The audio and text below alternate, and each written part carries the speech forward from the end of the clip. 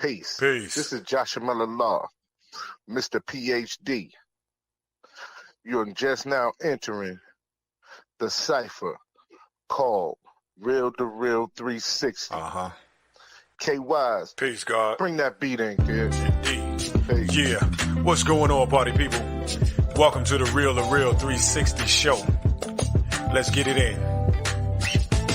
We do the knowledge of wisdom so you can understand. Real360 shows in full command. We changing the game for how it all was taught. From bondage to freedom to an independent thought. Yo, the show is here to bring about a change for real. To lighten everyone so we all know the deal. 360 degrees is a fact. We created the show to give our love back to our communities so we can know what's going on and give them the support from knowledge to born. So if you're ready to learn, then it's time to go. Sit back and relax and enjoy your show. Peace. Peace and blessings. What's good? Peace in the name of Allah. Peace to Allah's mighty 5% nation of the gods and earths. To all the human families on the planet Earth, I bid you love, peace, and happiness. Salute. Listen, buckle up because we got a dynamic episode for you. I'm talking about going down memory lane, but within the future now. You understand what I'm saying? So listen, sit back, relax, take notes because we getting ready to take you on a wonderful journey from then to now. Please welcome my co-host with the most, none other than Joshua Miller Law, a.k.a. Mr. PhD. Peace to the true living. How are you, G? Peace, peace. Right now, I'm ecstatic. Yes. I'm honored, and it's a privilege to have this legendary icon on Real2reel360. For those who don't know, if you heard, have you seen her? For all you cats who was trying to be a player back in the days, you had to have this here in the tape deck when you pulled up. Yeah, absolutely. So right now, I want to bring on the legendary lead singer of the iconic group, the Shylights, Mr. Marshall Thompson. Absolutely. Yeah. What's going on there? How you doing, sir? It's a pleasure. What a good honor, man, the way you brought me on. I love that. Living legend, absolutely. Living legend. Living legend. We've been discussing and been looking forward to this here for a while now. Been speaking to your booking agent and talking to her, and I spoke with you initially, and I think that at that moment I just was like lost for words, because when you speak to a gentleman of your stature in any faction, there's nothing. What else can you do? Like, and we've had some great individuals on, but we're talking about you coming on as an iconic figure. I think really puts a stamp on our show, and I want to thank you for coming on and let you know how much of an honor and a privilege it is to have you. And we definitely appreciate the legacy that you have continually. Well, I appreciate that. Appreciate the honor to be here. And things that's really been happening for me again for last year, the later of last year, things really just popped right out like crazy out of nowhere. Of course, when we got the Hollywood Walk of Fame star in Hollywood, that was one of the big deals right there. And then to catch up what we got, I just got a month ago. That's really something. Well, a month ago, you got your degree. Yes, sir. Yes, sir. That was an honor. That was a pleasure just to be there, to see that come up like that, the honorary doctor's degree. That carries a lot of weight all over the world. I'm getting colleges is calling me to come speak at the colleges right now. But the idea of have all the senators come up there and give me the Medal of Honor from the President of the United States, Lifetime Award, that really hit it on the nail. And then after that, I thought everything was over. After I graduated, they come up there and told me, well, we got another one for you. I said, what do you mean? The House of Representatives from Houston, Texas, want to present you with a Lifetime Achievement Award. So I got two in one day there. Actually, we got three. I got the House of Representatives Lifetime Achievement Award. I got the Lifetime Achievement Award from the President of the United States. And then I got the Honorary Doctor's Award. You know, it's amazing how you keep going, you keep moving, you keep pushing. And also too, you have the residency in Vegas right now, currently. Yes, we do it.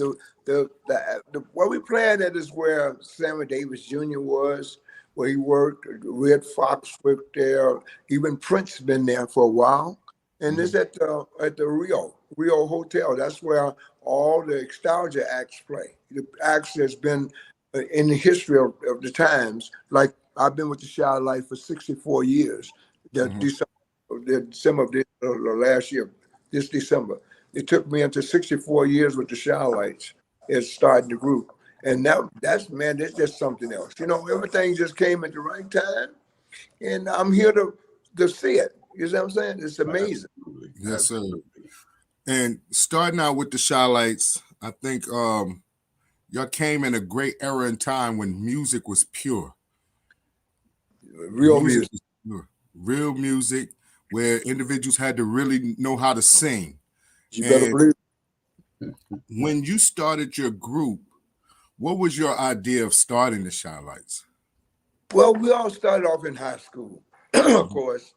Some of us, two of the members, Creadel Red Jones, the bass singer, he was with me in grammar school.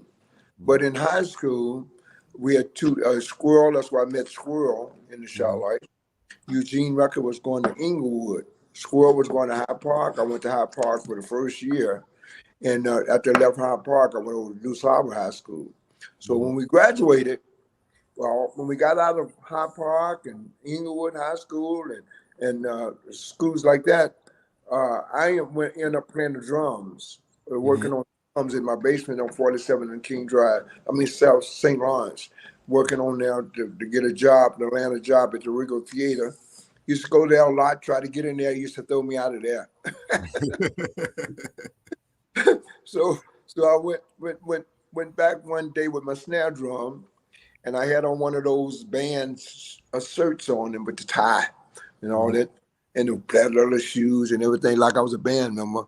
So I went with them after they ate lunch. I got in line with them and sneaked right on into the Regal Theater.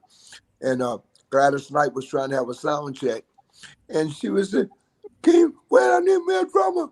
I need a drummer. I said, hey, Gladys, could I play the drums for you? I've been rehearsing your stuff for 2 weeks at home. She said, you can play my stuff? I said, yeah, I can play your stuff. She said, come on up here. And that's how I got my break. I went up there, sit down on them drums, started wailing, going crazy. She said, man, you hitting them drums. And when showtime came, the curtains opened up. I couldn't do nothing. I froze. He opened them curtains up. I seen all the people out there. My mama sitting up in the front seat. My uncle sitting on the left. The guy sitting on the right. All the kids that I played with around the house, they all sitting up there talking about Bootsy. So Bubbles and the Pips, Gladys Knight and Pips, Bubbles said, "Sure, play them drums like you played at rehearsal." Because I was scared to death. That was my first gig. I would play the show, period. And I said, man, all them people out there looking at me. So I end up, after the first song, I loosened up. I end up wailing then, like I did at rehearsal. Yes. And I got the job for the week. That was my first engagement. Wow. What was the first record that the Shy Lights actually made, if you can remember your very first record that the Shy Lights made? Well, that's You Did That to Me was the first one. Well, we was the Highlights then. We was Marshall and the Highlights. When I changed that name over, we came out with Give It Away. Give It Away? Yeah, we came out with Give It Away when I changed the name. We changed, the group changed the name over because they had another group called the Highlights. So we put a C in front of it and made it the Shy Lights. Okay. Okay. Now, with the Shy Lights, like you said, it's been 64 years, going over 6 decades of hits, performances, and interviews. How do you stay motivated to keep doing it? Well, the people that does it might be motivated, just like you are. Mhm. Talking to me right now, I got a lot to say. Yeah. Right. I don't have to think of what to say because it's all true and it's Mhm. already there. It's what Yes, I sir. did. So that makes it a real interview. It's a bad interview when you bring people on your show and they Mhm. got to think about what to say. Right. I don't have to do that. It's all stuck in my mind for 64 years. Mhm. That's Now, in the 60s, when you had the singers, and in the early 70s, you had the singers. When y'all was singing, did y'all start out a cappella? Because I know a lot of early groups started a cappella, and especially being a quartet. How did that come about? Well, we didn't have $5 to get nothing else, but we had the same quartet. We trying to buy a new pair of shoes. Come on, acapella. That's the only thing we knew is acapella. Uh-huh.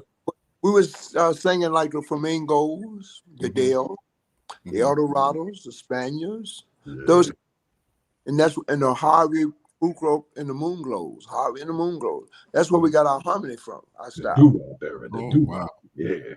Wow. And we took the doo-wop and Uh-huh. changed it over when we got to Bruce Ferdinand. Mhm. You know, that's the guy we gave Michael Jackson to do his Thriller album, but he did all those things for him. And he's the one that created our sound, Mhm. Bruce Ferdinand. Okay. And he gave our sound to Michael and them, you know, to carry on because he'd been working with us for years. Right.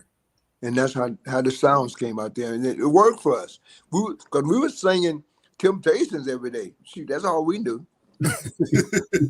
To eat, we had to sing what you do, the things you do, and all the stuff that Temptations did. Until we got our own style. Mhm. So how was it going on the road, touring with those different acts, going from city to city? Well, it was hard the first time, very, very hard. It took us 10 years to make it, you know. Mhm. When we got out there, we wasn't, but you know, we were back there when you couldn't even go in the front door of the theater. You had to go in the back door. Yes, sir. Yes, You sir. know, and it changed, you know, as time went on, it changed. But it was pretty hard, man, at first because, you know, we wasn't making enough money to do anything. Mhm. You know, guys was running out the back door on our money. Y'all go on stage and sing. I pay you when you get off.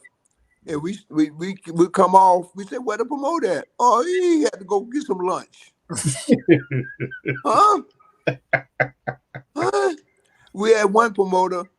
One promoter in Kansas City. He ran out with the money, and he left the money on top of his car, a whole shopping bag. And he pulled off, and all the money was on the floor. We found the money when we went outside. So he done went home. We done went home trying to get away from us, and we got all the money with us. So I told the club owner, I said, hey, listen, look here, what we want you to do? Listen here, here's what we're gonna do. When the promoter get back, pray like we ain't got no money. We had all the money. We had the whole money that came through the door. Everything. He said, have you seen anybody? I lost my money. I was gonna pay y'all. I said, we already got it. So we gave him his money back, of course. We gave him money back. He paid us. But I mean, we went through all of that, you know. And we went to we were just getting started. We didn't have nothing, you know. We just started like everybody else, you know what I mean? Yes. And we was trying to get money. So I drove on down to Augusta, Georgia. My friend James Brown, you know, the legendary James Brown. I said, James, man, we got to get this some money, man. He said, you can get some money at the clubs? He said, what you going to do? I said, you going to charge? I'm going to charge. I gave him a charge, a good price, a nice little price. He said, they ain't going to give it to you. I say, how come they ain't going to give it to her? I tell you, James Brown said, the easiest way you can get this money, let me tell you what you do. Go down to every club down and tell them to give you $1,000. And you'll get the show. Okay? Tell me to give you $1,000. So I went to about 20 clubs, got $20,000 into the door. So I just, hey, how much you charge to do the show? Well, give me $1,000. Okay, you give me, and I give you $1,000 back on the day of the show, and we'll do 40. And I did that, man. I did that for 20 places. James Brown turned me on to that. I never knew that was a work, and it worked. Oh, wow. It worked.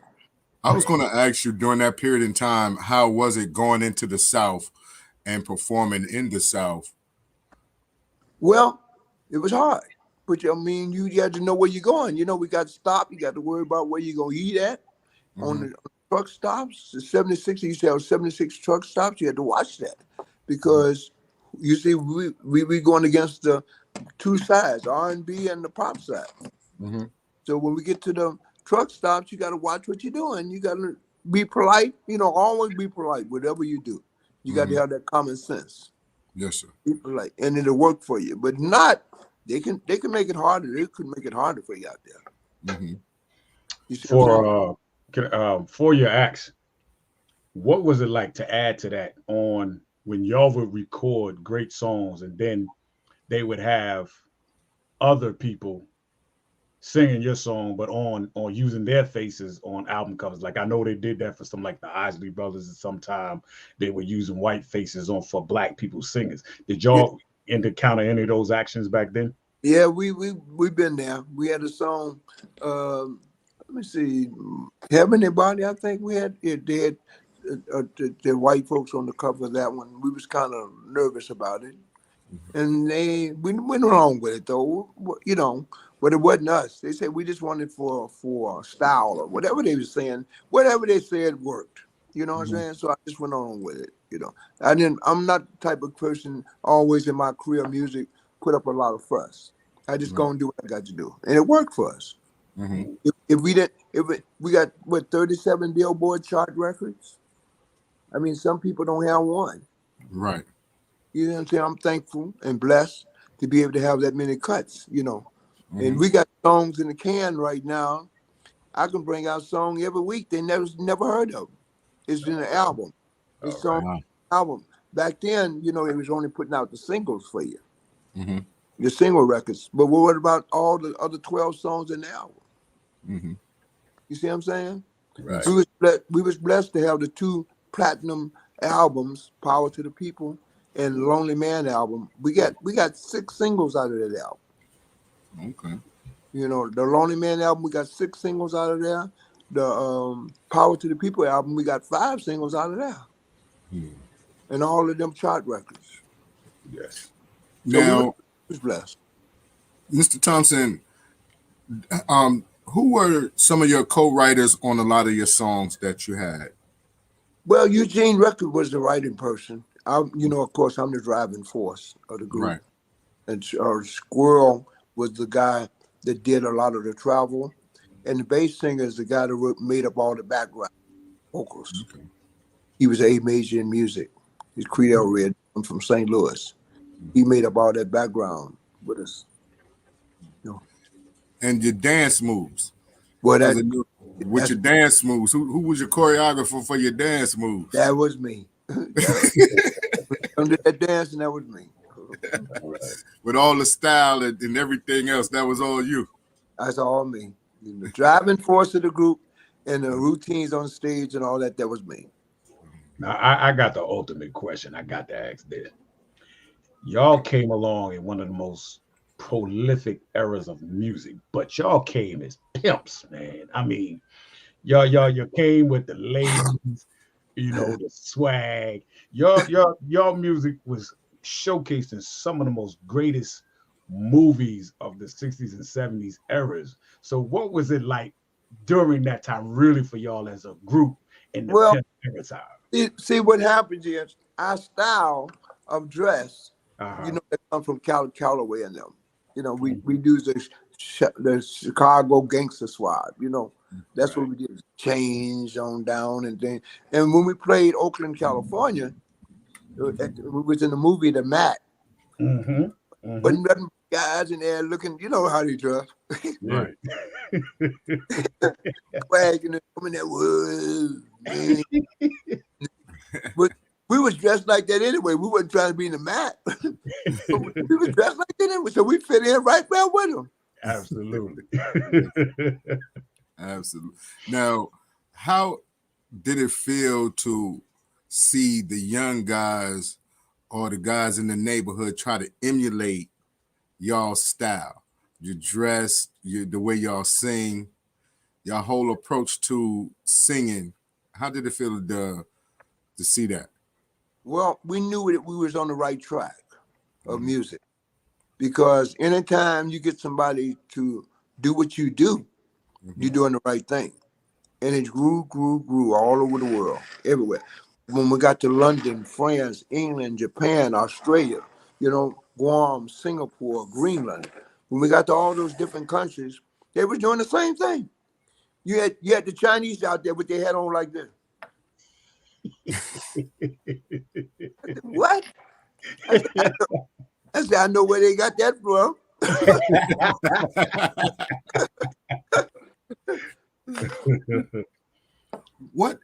What tour that you and the Shy-Lights was on stand out the most to you? Well, I think the Steamroller tour was very good. That was back in the days when the Shy-Lights, the OJs, we had the Moments on there, which was Ray Goodman and Brown. Millie Jackson, we had the Detroit Emeralds, and we had about two more. I can't think of it. It's been so long since we did Steamroller tour. But we was headlining those tours for many years, and then when we cut a country western song, and they kind of set us to the side just a little, and here come them bad OJs stuck up there with that backstabber and started moving. I said, I told y'all not to cut that country western song. them OJs coming there with that backstabber, boy, they ain't looked back since. I told Eddie, I said, Eddie, y'all done did it, boy, with that backstabber. Your voice is so dynamic. When it came down to falsettos, your voice resonated. There was a lot that almost sounded, but it was the moment everybody would hear that first note, they knew that was the Shy-Lights. That's actually Eugene Record is the one that really on that top. Mine was the follow-up, on the second tenor. And Squirrel was first tenor. We had three tenors there. Was very strong. Okay. And I do second tenor and baritone. Okay. Red was the bass man. Eugene Record was the high tenor. That's when you heard on them. Have you seen it? The Pamper. Okay, and Toby and right there. That was Gene Record. Okay. And he was the one who wrote them songs. And he was singing them songs just like he wrote them. And when we get in that studio, Red put that harmony together, that background harmony, and that's all she wrote. How was it competition-wise with all the groups that was coming around the same era y'all were, that were trying to hit those same notes and harmony and catch the swag that y'all had too? What was it like with y'all? Well, what it was, we thought we had to battle against each other at first. That was the thing. We're going to get them. We're going to on all this stuff. We thought as we grew up, and got older, we come to these close friends, and we went out there to do the job. And everybody, all of those groups had it made. All those groups was on top of things. OJs was on top of it. When OJs used to have 4 guys in their group, they were strong. Okay. When they broke down to 3, like that. But they had 4. They had some great harmony in their group. Rickman and Brown, they did Happy Anniversary. Them voices. Rough. Okay. Al Goodman and Billy Brown and them. Okay. And they had going on. So we came up together, just us 3 groups right there in the Detroit Emeralds. We came up with the sound. We had the sound that people wanted to hear, and it worked for us. Well, a lot of times we ask individuals, who are they Mount Rushmore acts? We can't ask you that type of question because you sit on the Mount Rushmore of acts. Right on, right on, right We on. can't ask you that type of question because when it comes down to the Shy-Lights and the music that you made, you can play a Shy-Light record and it's being played to this very day. Mm-hmm. How does it feel to have music that seems like it's just timeless? Right. Well, I almost missed it one time with the biggest record we ever had was Old Girl. And I said, Old Girl, no, we can't do that. That's too popish. That's crossover. We can't do that. Okay. And next thing I know, we did the Flip Wilson show. Mm-hmm. Carl Davis told us, take that record to Flip Wilson. You better sing it. So we sung Old Girl and Have You Seen Her on the Flip Wilson show. Old Girl went straight to #1 pop and R&B for 16 weeks, didn't even climb the charts. And that was the biggest record we ever seen or hear of or whatever. And I was doing the harmonica part all the time. And this people, man, that record there and Old Girl and Have You Seen Her? And, of course, we had the 37 Billboard chart records, the rest of them. But it kept us out here today. Works right or left. Hear More Powerful People. Lonely Man. Coldest Days of My Life. This on and on and on. It was amazing, man. When you watch romantic movies and you hear the song or the soundtrack of the movie, when a guy is dating someone, the first thing they do is put on the Shy-Lights. Yeah, we went through that a lot. With the Sopranos. I don't know if you've seen the Sopranos movie. Yes. The guy went in there and got the lady start whooping her. Whooping off Old Girl. I said, no, don't hit that lady. What? that was funny there. He says, you gonna mess with him? You gonna mess with him? We singing Old Girl. I said, man, we still singing songs.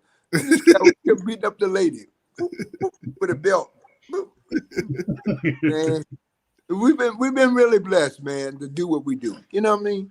Yes, sir. Yes. And your group have helped a lot of young men find ladies. Oh yes. Make babies. Yes, sir. It's a lot. It's a lot of that was born off of Have You Seen Her and Old Girl. A lot of babies was born there, buddy. And a lot of practicing. A lot of practicing. What, man? It was a lot of fun of our career. It was like, and looking back at a lot of that stuff now, man, I tell you, man, I think about it every day. Just like when I just got the diploma for the down the road. Now they call me Dr. Marshall Thompson. I said, what? Yeah. Hey, Doc. What you mean, Doc? You graduated, didn't you? I said, yes, I did. I graduated with the robe, cap and gown, and everything on. And they gave me that diploma. And when they threw that medal on my neck, man, from the President of the United States, man, I lost it, man. I couldn't hold back my tears. That's beautiful. I know that was iconic. Oh my God, that was one of the exciting moments of my life, man. I couldn't believe it. It's well deserved. It's really well deserved. Also, too, you have the Walk of Fame. Hollywood Walk of Fame. That was one of the greatest because the Jackson 5. I managed them with their father when they were no, we didn't know that. That's interesting. Yeah. I managed them when they was kids with their father, and I got them. I got them to Motown. You know that, right? Wow. No, sir. This is history right there. Well, we played the Regal Theater. They was on the show with us because they had won the talent show. So I went upstairs to tell Bobby Taylor, hey, take the Shy-Lights to Motown.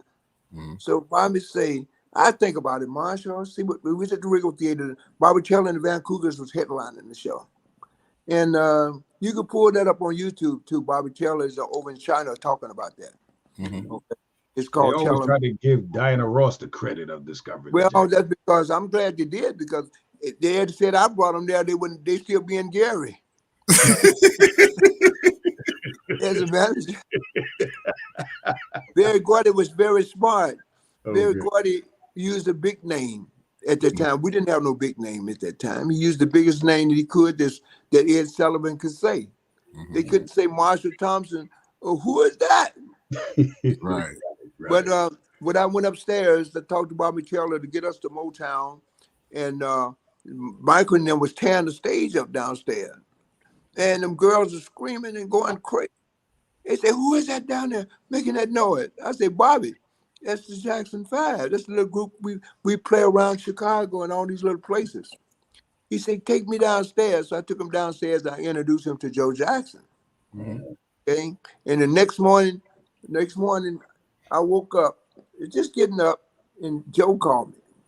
I said, what's going on, Joe? Man, I'm going to still talk to Bobby Taylor to get you on the Motown because, I tried to get there. I was going, but he liked it you all. He said, we're in the car on our way to Motown now.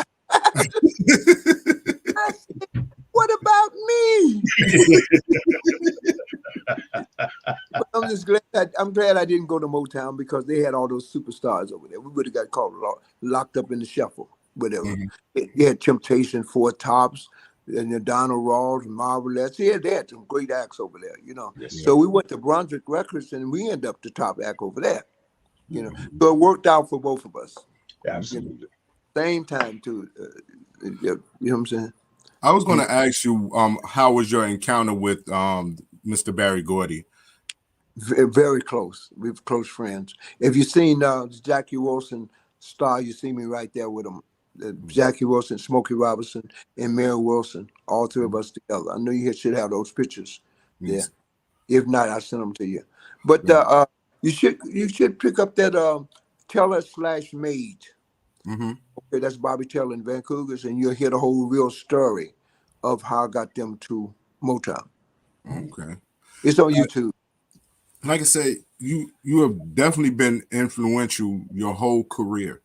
Yes. Speaking about the Jackson 5, speaking about the OJs, a lot of times we don't give the credit to the individual that deserve it. A lot. It's absolutely true. I kept that away from the public for a long time till Bobby Taylor finally got it out in China, okay, and put it up on YouTube, and people were saying, "Wow." But everybody knew that me and Joe was partners because every time you see Joe for the last 50 years, it was me and Joe. Everywhere you go. So how was that relationship with you and Joe? Well, Joe come by my house, wanted to use my arrangements for one of Bobby Taylor's songs. Does Your Mom?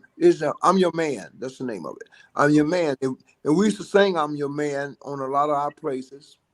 And Joe and them didn't have no arrangement for it, and I did. So he come over to borrow my arrangement, and I let him use it for Jermaine. Jermaine was singing I'm Your Man. So they needed some music. So that's how we got started. And ever since then, we've been partners ever since, 52 years. Wow. Wow, that was beautiful. I know that I think you have a show tonight. If I'm not mistaken, Gail said that you'll have a show that you have to prepare for after this one. So we can't keep you as long as we would like to. But I want people to make sure that they come out and they see the legendary icon, Mr. Marshall Thompson.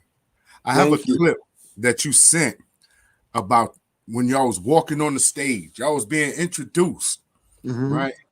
And they said they finally here. The mighty, mighty Shylights, and y'all was coming out with them yellow suits and those canes. And, man, I thought it would feel more slim. Iceberg Slim them walking out there, man. Well, that's our style. That's our style production. You wait till you come to Las Vegas at the Rio Hotel, you're really going to see something. Now that I'm a doctor now, Dr. Marshall, I'll come on stage now with my robe and cap and gown. Oh, man. Hold on to your dreams. Yeah. Okay? That's the first song I sing, Hold On to Your Dreams, and we start our production from there. It's something to see, man. I'm gonna ask you, Mr. Thompson, do y'all still have the women falling out like they used to when you first started out? Because I remember I saw a joint where they were just falling out in the front seat of the front row. They was younger then, so now they fall out in their wheelchairs.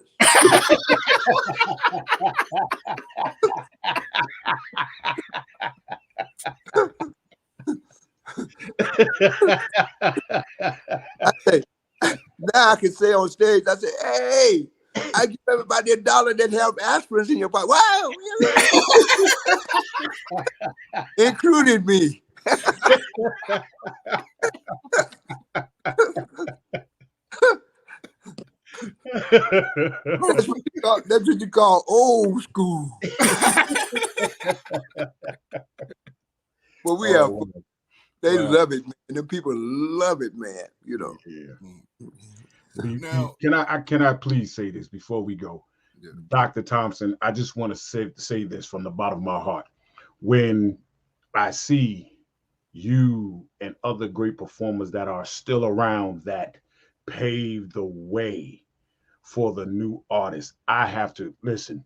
Your flowers are given 1,000 times over because you are the example that others should have followed and are still following to make great music and to keep R&B and the word of love in the music to the best of their abilities off of the backs and blood, sweat, and tears that y'all have paid away. So I have to applaud you. Thank you. Give you your props. Absolutely well deserved. Thank you so much. I like for the artist, my thing is this, like Beyonce came out with our song Crazy in Love, which was called Are You My Woman? I'm music. I played congos on the record that she's got. And Jay-Z did December 4th, which is Us Again. Okay, and of course, Fantasia did Baby Mama. That's MC Hammer did Have You Seen Her? I mean, they really did a great job, man, of what they're doing. Okay, and it taught them one thing: you must get that education. Going to your musical school when you're in school and playing music, learn that music because that's the real music. You got to learn that real music. Okay, it's good. Everybody taking a little synthesizer home and making some tracks or something like that. That's nice, but you're not learning nothing. You're just listening to things. You want to know how to read what you're looking at and hearing. Okay, but you hearing, you want to know how to read that. That way, you'll be on tune every time. Okay, your sound. You got to have that sound. And see, they got fine tuner now on stage on a lot of places, so you can't go too wrong now because they got fine tuner. But if you had that education with that fine tuner, you know where you'll be at? Bingo. Yes, sir. Yes, sir. You got to get that education. Huh? Don't slack that education. And you have bigger jobs because you'll be able to get into bigger orchestras or sympathy orchestras because you know how to read everything. You know how to read, like I know how to read drums. You know, if I want to play drums, playing drums is one thing, but can you read it? Right. See, you might have to come in. I was blessed to practice Gladys Knight's stuff for a whole 3 weeks at home. But suppose I hadn't did that, and she said, "Okay, I want you to play one of my songs here," and she give me to read the music. Then I would have been lost. You see? Were you self-taught or someone taught you how to read music? Well, my whole family is musically inclined. My father played with Louis Armstrong, you know, one of the great. And you had Marshall Thompson Sr., he was the drummer. You had to play drums. You had to have, when you get 3 years old in my family, you had to pick up some drumsticks if you're a boy. You're a boy, you had to have them drumsticks and everything. I used to be just tapping this on them. But my whole family was musically inclined, so that helped me out a lot, you know, with what I did. Well, Dr. Thompson, we've held you over 10 minutes longer than I promised Gail that I would. That's all right. Could have had a whole another hour. But I wanted to tell you that this show was to give you your flowers and to let you know how much we appreciate you, the group, and your music and the legacy it had left and the path that it paved for us, our generation coming up. And we're so proud and excited to see that you're still doing what you're doing. Thank you. We want everybody to come on out to see the concert, though, at the Rio Hotel inside the Dumo room. Man, they got to come out there and enjoy that. And I mean, send your family on a vacation, your mother, your father, whatever. If you can't make it, come on out and enjoy yourself. I tell you, you're gonna have a good time. Yeah, I believe it. I believe it because I want to go out there and see. I want to see the whole stage presence. I want to see how many wheelchairs come in. Yeah, go see them. You bet you go see some of them come in there. But I'm so glad that they can wheel themselves there like I had to do sometimes. Yes, sir. I just want to see you there and enjoy and inspire you.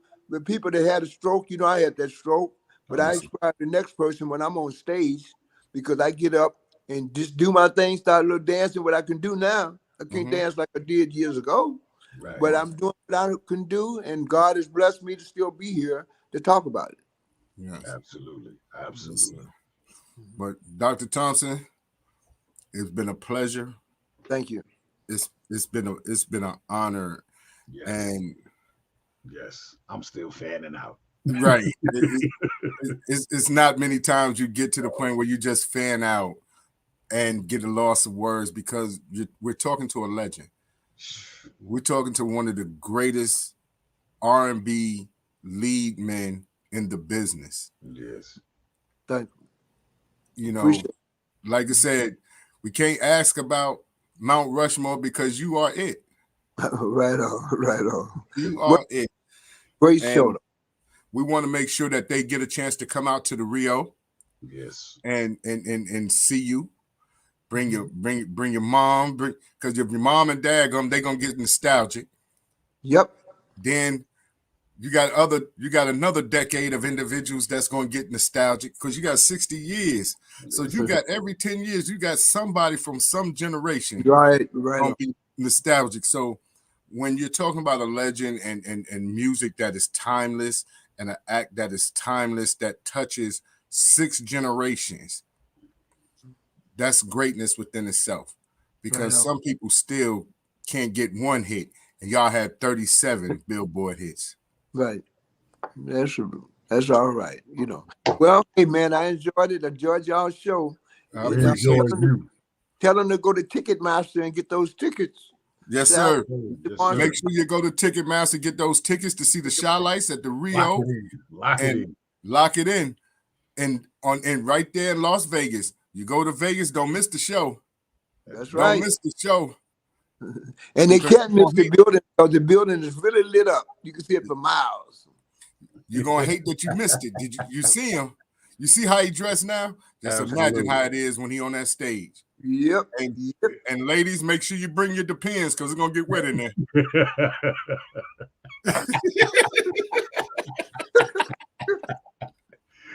Dr. Thompson, it is truly an honor. Thank you.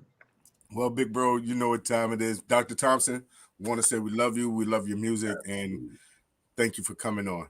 Yeah, thank you for having me. All right. Take care. All right. Ladies and gentlemen, brother, man, another top notch, man. I'm so elated, man. This fine gentleman, this doctor, you got to give it up. Earn his doctorate degree. You understand what I'm saying? Yeah. And we got people out here. If this brother can do it at this time, and there's nothing we can't do together. Right, that's it, man. You know, his spirit, his energy is magnanimous, man. Y'all gotta love this. Gotta love this. I love what we do. Definitely love what we do, and it's only gonna get better. Absolutely, wow. Ladies and gentlemen, this is the Real2reel360 show. I am DJ K Wise, and that's my co-host with the most, my brother in God, Josh Allah, aka Mr. PhD. And on behalf of everybody, we say peace to the guards and nurse. We love you, to the nation, everybody, man. I'm overwhelmed. I'm still fanning out. We got to go. Peace. We got to go. Peace, ladies and gentlemen. We out. Yo, ladies and gentlemen, we starting to come to the end of the show. Right now, I want to take the time out and thank our guests for coming on. Also, too, we want to make sure that y'all listening and subscribing, and tell a friend and keep sharing, because we're going to keep bringing y'all the real content. You know what I mean? So, DJ K Wise, my brother, take us up out of here, son. Peace. I want to give a big shout out to the nation of guards and nurses, to all the the human families on the planet Earth, I say peace. But to our subscribers, those who continue to watch and listen to the show each and every time we come on, I give a big shout out of love, peace, and happiness to you. To peace, the man, woman, and child of the you in our verse. It's time for us to disperse. We bring the best, not the worst. We thank you once again for tuning in to the Real 360. Bring a friend to hit that like and subscribe so we continue to grow to bring more knowledge and wisdom to you. Upon our show, you make it possible for us to do what we do. Now it's time I end it just the way I bring it. Hey!